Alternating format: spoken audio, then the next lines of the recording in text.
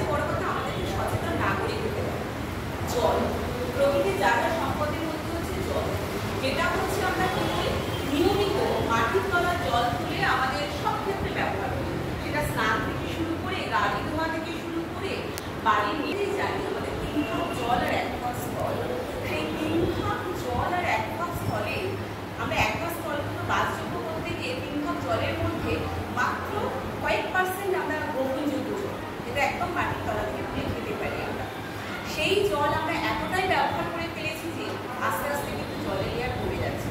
যতক্ষণ না আমরা সাগর মহাসাগরে জল পরিশুদ্ধ করার মতো বিজ্ঞান আবিষ্কার করতে না পারছি, আমাদের পক্ষে কিন্তু ভবিষ্যতে বেঁচে থাকা খুব কষ্ট। সেই জন্য আমাদের